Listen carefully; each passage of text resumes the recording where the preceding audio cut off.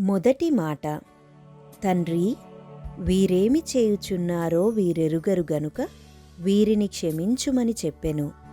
రెండవ మాట, నేడు నీవు నాతో కూడా పరదేశులో ఉందువని నిశ్చయముగా నీతో చెప్పుచున్నానెను. మూడవ మాట, అమ్మా, ఇదిగో నీ కుమారుడు అని తన తల్లితో చెప్పెను. తరువాత శిష్యుని చూచి, ఇదిగో నీ తల్లి అని చెప్పెను.